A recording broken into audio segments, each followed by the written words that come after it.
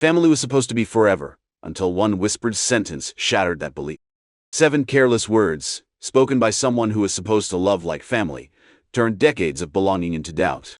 Years of being chosen, cherished, and claimed suddenly felt fragile, like a life built on borrowed ground. All it took was one moment in a quiet kitchen to feel 6 years old again, small, unwanted, and desperate to believe the place called home was still really mine. I used to believe that family was defined by blood until mine was measured in papers and stamps. 27 years of my life, built on the foundation of love that came from choice, not obligation. But it only took 7 words whispered in a kitchen corner to make me question everything. "There's a reason you got left behind." The voice of my aunt, dripping with a venom I never knew she possessed, unraveled the carefully woven tapestry of belonging I'd spent a lifetime creating. As I stood frozen against the kitchen counter on Mother's Day morning, I felt myself becoming 6 years old again. Small, unwanted, and desperately trying to understand why I wasn't enough.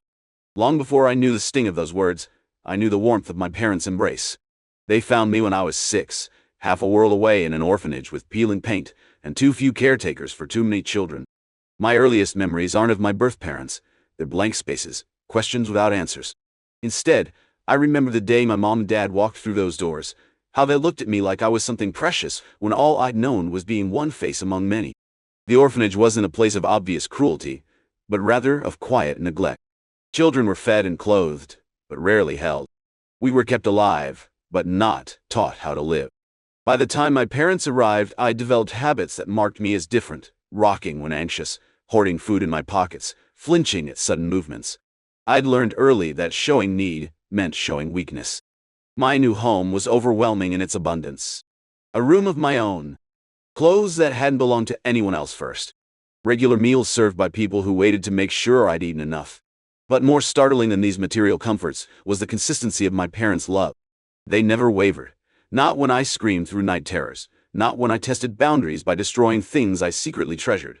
Not when teachers suggested I might need special attention because I couldn't adjust to classroom routines. Looking back, I see now how little I knew about what they'd endured to find me. The conversation stopped when I entered rooms. The tear-streaked faces quickly composed when I appeared. The calendar marked with doctor appointments that I was too young to understand were fertility treatments. I didn't know about the 7 years of trying, the 4 miscarriages, the second mortgage taken out to pay for IVF treatments that never took. I didn't know that adoption had been their last hope, not their first choice. But they never made me feel like a consolation prize. Every school event, every skinned knee, every midnight fear, they were there, steady as heartbeats. My mom taught me to braid my hair, to bake bread from scratch, to stand up straight and meet people's eyes. My dad taught me to change a tire, to throw a perfect spiral, to solve math problems step by patient step. Together, they taught me what it meant to be loved without condition. Which is why, perhaps, I cherished Mother's Day and Father's Day with such fierce dedication. These weren't just Hallmark holidays in our house. They were sacred ceremonies, affirmations that family is more than genetics. Each year I poured myself into creating something meaningful. Handwritten poems in elementary school, elaborate breakfasts in middle school, carefully curated photo albums as a teenager. It was my way of saying what I sometimes struggled to verbalize. Thank you for choosing me. This year would have been no different, except for the presence of extended family. My mother's sister and her husband, along with their 2 college-age children, had come to stay for a week. The official reason was a family reunion coinciding with Mother's Day, but the unspoken truth was they needed somewhere to stay while touring universities for my cousin's graduate school applications. They arrived 4 days earlier, filling our quiet house with unfamiliar rhythms and subtle tensions. I'd always been aware of a certain distance between my mom and her sister. Phone calls that ended abruptly. Holiday gatherings spaced years apart. Comments that seemed innocent on the surface, but carried barbs underneath. Still, they were family, and in our house, family was everything. So we made space, rearranged schedules, and I gave up my room to sleep on the couch. My aunt had always been politely cool toward me, never unkind, but never warm either. A birthday card with only her name signed, no personal message. A Christmas gift that seemed random, as if selected from whatever was on sale. I'd long ago stopped expecting more, but I'd also never expected less than basic civility. Until Mother's Day morning, when I found myself alone with her in the kitchen. I was making coffee, the house still quiet in the early light. My aunt entered wearing silk pajamas and a complex expression I couldn't decipher. We exchanged pleasantries about the weather, about how her children were enjoying their visit. Normal conversation that gave no hint of what was coming. "I wanted to talk to you about tonight's dinner," she said, stirring sweetener into her coffee with precise movements. I nodded, thinking she was going to ask about the restaurant I'd reserved weeks ago, or perhaps offer to contribute to the cost. "I don't think it would be appropriate for you to attend." The words hung in the air between us like smoke, acrid and disorienting. I blinked, certain I'd misheard. The dinner? But I organized it. I made the reservations. Yes, but it's a Mother's Day celebration. For mothers and their children. She sipped her coffee, watching me over the rim. Real mothers and their real children. Something cold settled in my stomach. "I don't understand." "I think you do." Her voice was soft, but unyielding. "It's not fair to those of us who actually gave birth, who went through labor and delivery, to pretend that your relationship with my sister is the same thing." She took the easy way out. The mug in my hand suddenly felt impossibly heavy. Easy? Did she know nothing of what my parents had endured? The years of treatments, the devastating losses, the emotional and financial strain of international adoption? That's not true," I managed, my voice unsteady. "You know about the IVF, the miscarriages." "Yes, and that was all very sad. But in the end, they just signed some papers and got a ready-made child. They didn't create you. They didn't bring you into this world. That bond can't be manufactured." I felt something crack inside me, a fault line opening up along insecurities I thought I'd outgrown. They're my parents. They're my parents. They've been my parents for 21 years. She laughed then, a short, dismissive sound that cut worse than her words. "Oh, sweetie, you don't have real parents. There's a reason you got left behind, you know. And sooner or later, everyone figures out what that reason is." In that moment, I wanted desperately to be the kind of person who could deliver a devastating retort, who could stand up tall and put her in her place. But the words had found their mark with unerring precision, striking at the heart of doubts I'd buried, but never fully exercised. Instead, I stood frozen, coffee cooling in my hands, as she walked out of the kitchen with her shoulders straight and her conscience apparently unburdened. I don't remember finishing my coffee. I don't remember going back to the living room to fold up my bedding. I only remember the roaring in my ears and the desperate need to appear normal when my parents came downstairs, smiling and unaware that their home had just become a battlefield. The day passed in a blur of ordinary moments that felt suddenly extraordinary in their potential to be the last of their kind. Would this be the final Mother's Day I celebrated with my mom once she realized the truth of what her sister had said? Would the careful routines of our family life survive this revelation? Because surely there must be some truth to my aunt's words. Why else would she say them with such conviction? Perhaps my parents had hidden their disappointment all these years. Perhaps they'd wished for a different child, one without my particular quirks and deficiencies, one who came to them unstained by early abandonment, one who didn't require extra patience and reassurance. These thoughts circled like vultures as I went through the motions of the day. I smiled when appropriate, helped prepare lunch, and pretended not to notice when my aunt guided conversations away from any mention of my adoption or my parents' journey to find me. Each omission felt deliberate, each silence loaded with meaning. My mom sensed something was wrong. She always could. She caught me alone before we left for dinner, her hand gentle on my arm. "Are you feeling okay? You've been quiet today." I nearly told her then. The words rose to my lips, desperate to escape. "Your sister told me I don't belong in this family. She thinks I shouldn't be at dinner tonight. She says there's a reason I was abandoned." But looking at her face, the familiar lines around her eyes, the unconditional concern in her expression, I couldn't do it. Not today. Not on Mother's Day when she deserved celebration, not conflict. Not when it might force her to choose between her sister and her child. "Just tired," I lied. "Finals coming up." I didn't sleep well on the couch. She studied me for a moment longer, not quite believing but not pushing either. "You know you can talk to me about anything, right? Anything at all." I nodded, throat tight. "I know, Mom. I'm fine, really." The restaurant was everything I'd hoped for when I made the reservation months earlier, elegant without being stuffy, with a prix-fixe menu that included all my mom's favorites. There were 8 of us, my parents and me, my aunt and uncle, their 2 children, and my grandmother who lived nearby. We were seated at a round table draped in crisp white linen, a centerpiece of pink peonies catching the soft lighting. I'd requested a corner table, knowing my mom preferred not to be in the center of restaurant traffic. Now, I tucked myself into the furthest seat, trying to make myself smaller, less noticeable. My aunt's words had taken residence in my mind. Squatters refusing eviction. There's a reason you got left behind. The conversations flowed around me, but I heard them as if from underwater. My cousins talked about college and future plans. My uncle discussed politics with my dad. My grandmother reminisced about Mother's Days past. I picked at my food, rearranging it on my plate more than eating it, and flinched when the waiter asked if everything was all right with my meal. When it came time for photos, my aunt insisted on documenting the occasion. I hung back. My mom waved me forward, but I shook my head, offering to take the pictures instead.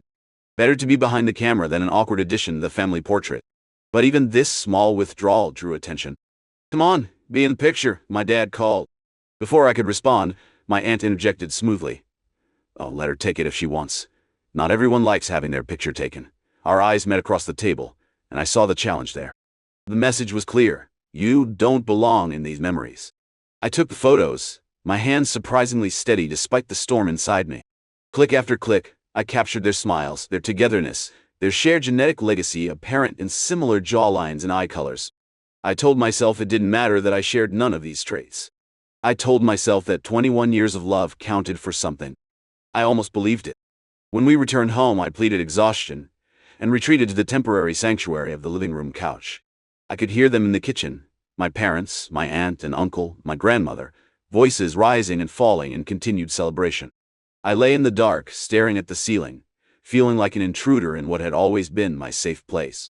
I must have dozed off because I woke to the sound of footsteps approaching. I kept my eyes closed, not ready to face anyone. The footsteps stopped near the couch. "Are you awake?" My aunt's voice, pitched low but not whispering. I kept my breathing even, feigning sleep. "I know you can hear me." A pause. "You ruined the photos, you know." Standing off to the side, looking like some tragic orphan. It was supposed to be a happy occasion for the real mothers in the family. But you had to make it about you and your issues, didn't you? Such an inconsiderate bitch. Each word landed like a physical blow. I remained motionless, afraid that if I opened my eyes, she would see them filling with tears, and I wouldn't give her that satisfaction. After what felt like an eternity, she walked away, her footsteps fading down the hallway to the bedroom that used to be mine. Only then did I allow myself to curl inward, arms wrapped around my middle, as if I could physically hold together the pieces of myself that were coming apart. The next 3 days were an exercise in avoidance. I left early for campus, claiming study groups and library sessions. I returned late, after dinner was over, and conversations had moved to the living room. I ate granola bars in my car, and completed readings in empty classrooms. Anywhere but home, where every interaction felt like navigating a minefield. My aunt acted as if nothing had happened, greeting me with plastic smiles when our paths crossed. My parents noticed my absence but attributed it to end-of-semester stress. My cousins, absorbed in their own concerns, barely registered my comings and goings. Only my grandmother watched me with knowing eyes, though she said nothing. On the 4th day, I couldn't escape. My aunt and uncle were taking my cousins to tour another university, and my parents had planned a family breakfast before they left. I sat at the kitchen table, pushing scrambled eggs around my plate, as conversations about travel routes and campus highlights swirled around me. "You're being very quiet," my grandmother observed during a lull, her gaze direct and unflinching. All eyes turned to me. I shrugged, attempting nonchalance. "Nothing much to contribute about graduate programs." "That's never stopped you before," my dad said with an affectionate smile. "Usually you've got an opinion on everything." Before I could respond, my aunt interjected. Maybe she finally learned that not everything is about her. The table fell silent. My mom's fork paused midway to her mouth. My dad's expression shifted from confusion to concern. "What's that supposed to mean?" my mom asked, her voice carefully neutral. My aunt sipped her orange juice before answering, just that it's refreshing to see her take a back seat for once. Mother's Day was much nicer without her usual dramatics. Dramatics? My mom set down her fork. "I'm not sure what you're talking about." I wanted to disappear, to sink through the floor and away from this conversation that was rapidly approaching territory I'd been desperately avoiding. My aunt's eyes gleamed with something that looked alarmingly like satisfaction. "Oh, come on. Every year it's the same thing. Elaborate gifts, tearful speeches. We all know why she does it." She waved a hand dismissively. Overcompensating. The word hung in the air, weighted with implication. My dad's expression hardened. I think you need to explain what you mean by that. It's obvious, isn't it? She's always been insecure about her place in the family. Always needing reassurance, always demanding attention. It's exhausting to watch, frankly. That's enough. My mom's voice was quiet but fierce. You're talking about my child. My aunt's laugh was sharp and sudden. Oh, please. Let's not pretend. She's not really your child, is she? Not in the ways that matter. The room seemed to tilt. This was the moment I'd been dreading, the public voicing of what had previously been whispered in kitchen corners and over sleeping forms. Now it was out in the open, impossible to ignore or deny. I waited for someone to agree with her, for the facade of my belonging to finally crumble completely. What I didn't expect was my dad's response. Get out. 2 words, delivered with a calm that was somehow more frightening than anger would have been. My aunt blinked, clearly surprised. Excuse me? You heard me. Pack your things and get out of our house. Now, boy. Don't be ridiculous. We're family. Family doesn't talk about family that way, my grandmother interrupted, her voice steady despite her age. Family protects each other. What you just said, that's not protection. That's cruelty. My aunt looked around the table, perhaps expecting support from her husband or children, but they avoided her gaze, silent and uncomfortable. Finally, her eyes landed on me, narrowing with undisguised resentment. This is your fault, she hissed. You've turned them against me. No, my mom said, reaching across the table to take my hand. You did that all on your own. What followed was a flurry of activity. Harsh whispers, slamming drawers, the hurried thump of suitcases being packed. I sat frozen at the table, unable to process what was happening. My parents had chosen me. They had heard the worst of what could be said about our relationship, and still, without hesitation, they had chosen me. After my aunt and her family had departed in a cloud of tension and unspoken recriminations, silence descended on the house. My parents exchanged a look I couldn't interpret before my mom took a deep breath and turned to me. How long has she been saying things like that to you? The question was gentle but direct. I stared at my cold eggs, searching for words that wouldn't hurt them further. Just since they arrived, I finally answered, not meeting their eyes. It's not a big deal. It is a big deal, my dad said firmly. What else did she say? I shook my head, unwilling to repeat the crueler comments. It doesn't matter. It matters to us, my mom insisted. Please, honey, we need to know, so I told them. About the kitchen conversation on Mother's Day morning. About being told I should skip the dinner. About the whispered words over the couch when she thought I was sleeping. With each revelation, their expressions grew more pained, more angry. When I finished, my mom was crying silently, tears tracking down her cheeks. My dad's jaw was clenched so tight I could see the muscle jumping beneath his skin.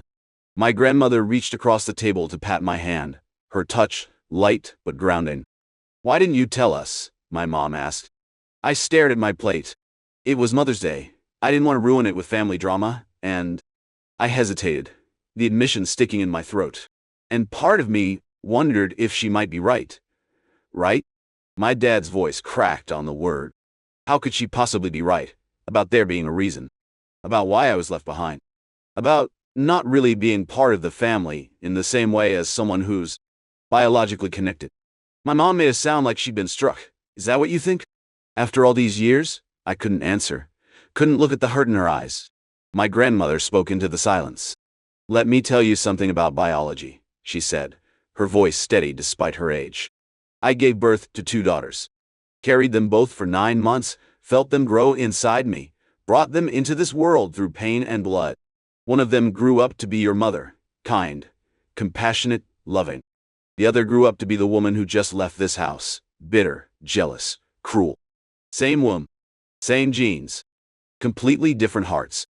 So don't you dare think for 1 second that sharing DNA makes someone more family than sharing love. She reached out and lifted my chin, forcing me to meet her eyes. You are as much my grandchild as any of the others.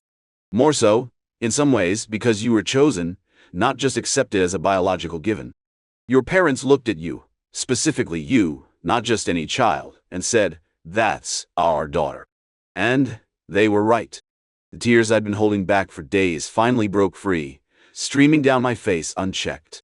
My mom moved around the table to wrap her arms around me, and my dad joined her, enveloping me in the familiar warmth of their embrace. We stayed like that for a long while, the three of us holding each other as 21 years of love reaffirmed itself against 4 days of doubt. In the days that followed, we talked more openly than we ever had before. About my adoption, yes, but also about feelings we'd kept carefully tucked away. My parents' grief over their inability to conceive, my lingering fear of abandonment, the complicated dynamics with extended family. My mom shared details of their journey that I'd never known. How my dad had sold his beloved vintage car to help pay for another round of IVF.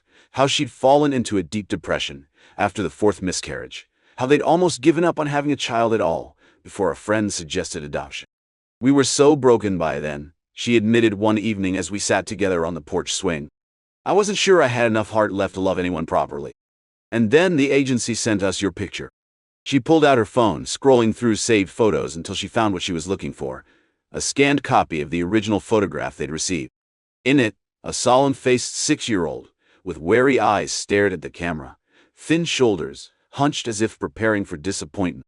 I looked at this picture, she continued, and something just clicked, like a piece falling into place that I hadn't even known was missing. I showed it to your dad, and he had the exact same reaction. We knew you were meant to be ours. Not because we were desperate for any child, but because we were meant for you specifically. My dad, listening from his chair nearby, nodded in agreement. When we met you at the orphanage, you were so quiet, so watchful. The caretakers told us not to expect much, that you didn't speak often, that you might have developmental delays from early neglect. But then you looked up at us with those big eyes and asked, very seriously, if we liked dogs. I blinked in surprise.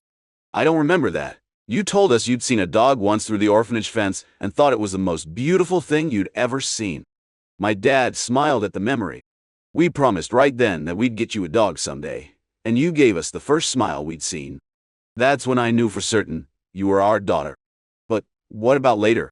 I asked, the question that had been haunting me finally finding voice. When I had nightmares, when I couldn't adjust to school, when I was difficult, did you ever regret choosing me? My mom took my hand, her grip fierce. Never. Not once. Were there hard days? Absolutely. Parenting is hard, period. But regret? Never. What your aunt said about there being a reason I was left behind was cruel and wrong, my dad interrupted firmly. We don't know why your birth parents couldn't keep you. Maybe they were too young, or too poor, or facing circumstances we can't imagine. But whatever their reasons were, they have nothing to do with who you are as a person. My mom squeezed my hand. The only reason that matters is that their choice led you to us, and that has been the greatest gift of our lives. I wanted so badly to believe them, to silence the echo of my aunt's words once and for all. But doubts, once planted, are stubborn things. How can you be so sure? I whispered. How do you know you wouldn't have been happier with a biological child, one without all my complications? My parents exchanged a look I couldn't quite interpret. Then my dad reached into his pocket and pulled out a folded piece of paper. We were going to give you this on your birthday next month, but I think now is the right time. He handed me the paper, his expression unreadable. This came in the mail last week. I unfolded it with trembling hands. It was a letter from the International Adoption Agency that had facilitated my placement, written on formal letterhead. As I read, the world seemed to narrow to just the words on the page. The letter explained that my birth mother had reached out to the agency, seeking information about me. She hadn't requested contact. The letter was clear about that, but wanted to know if I was well, if I had found a good family. According to the agency's policies, they couldn't share specific information without consent from all parties. But they were reaching out to see if I would be interested in providing some general updates that could be passed along. She remembers me, I whispered, the realization like a physical blow. She didn't just forget about me. Of course she didn't, my mom said softly. How could anyone forget you? But she gave me up. She left me. She made an impossible choice, my dad corrected gently. We don't know her circumstances, but we do know one thing for certain. She cared enough to make sure you were safe, and she cares enough now to want to know you're okay. I read the letter again, trying to absorb its implications. What should I do? That's entirely up to you, my mom assured me. If you want to send information, we'll support you. If you want to request more details about her, we'll help with that too. If you wanted to put this away and think about it later, or never respond at all, that's also completely valid. You wouldn't be hurt if I wanted to know more about her? My dad shook his head firmly. Your curiosity about your origins doesn't diminish your place in our family. You can hold both truths at once, that you came from somewhere else, and that you belong completely with us. In that moment, something shifted inside me, a recognition that my story was more complex than either complete abandonment or fairy tale rescue. It was messier, more human than that. People made choices, both painful and hopeful. Lives intersected in unexpected ways. Love took different forms, but was no less real for its variations. I began slowly. I think I'd like to send her a letter. Not to establish contact, necessarily, but just to let her know that I'm okay. That I found a family who loves me. My mom nodded, her eyes bright with unshed tears. I think that would be a beautiful gift for all of you.